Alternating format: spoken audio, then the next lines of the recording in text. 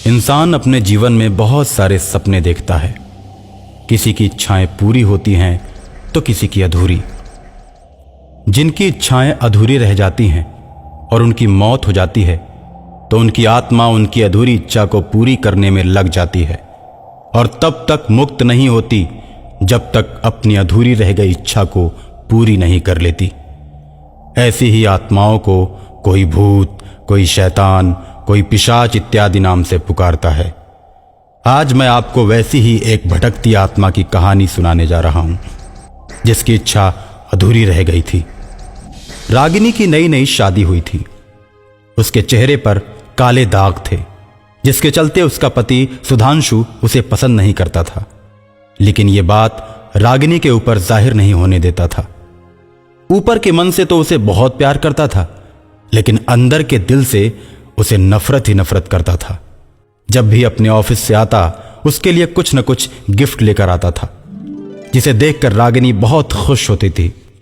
सुधांशु हमेशा रागिनी से पिंड छुड़ाने के लिए योजनाएं बनाता रहता था और एक दिन सुधांशु रागिनी से कहता है, रागिनी, हम लोगों की शादी हुए 1 महीना हो गया, लेकिन हम लोग हनीमून पर नहीं गए। कल मेरी सैलरी मिलने वाली है, हम दोनों एक अच्छे से हिल स्टेशन पर चलते हैं और अपना हनीमून मनाते हैं। तो फिर ठीक है, मैंने सुना है ऊटी बहुत ही अच्छी जगह है। हाँ ठीक है, कल सैलरी मिलते ही मैं ऊटी के लिए फ्लाइट की टिकट बुक करा लेता हूँ। हम लोग हनीमून पे एक अच्छे से होटल में कमरा बुक करेंगे और खूब मजे करेंगे। अगले दिन सुधांशु जाता है और अपने ऑफिस से सैलरी लेकर ऊटी की 2 टिकटें बुक कराता है और घर आकर रागिनी को टिकट दिखाते हुए कहता है, चलो रागिनी, टिकट को अच्छी तरह से रख दो, हम लोग परसों फ्लाइट पकड़ेंगे। कल मार्केट जाकर जरूरी सामानों की खरीदारी भी तो करनी है। अरे तुमको भूख लगी होगी, पहले खाना खा लो और आराम कर लो। रागिनी, तुम अपना भी खाना टेबल पर ही लगा लो, आज हम लोग साथ बैठकर खाना खाएंगे। मेरा तो मन करता है आज हम एक ही थाली में खाएं। ऐसा कहते हुए रागिनी रोटी का एक टुकड़ा तोड़ती है, उसमें सब्जी मिलाकर सुधांशु को खिलाती है। सुधांशु बड़े ही प्यार से रोटी खाता है और वो भी अपने हाथों से रोटी लेकर रागिनी को खिलाता है।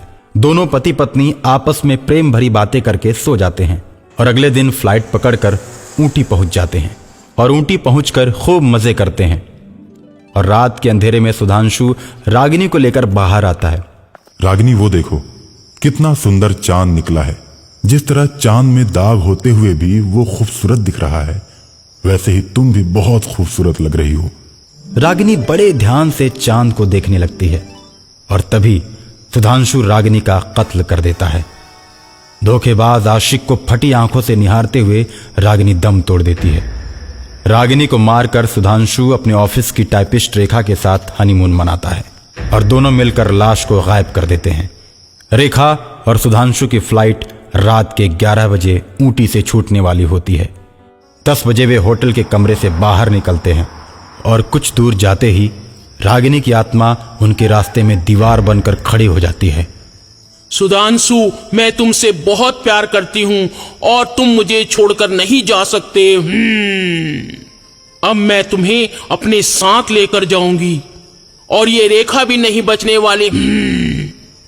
हम तीनों ही हमेशा हमेशा के लिए ऊटी में साथ रहेंगे।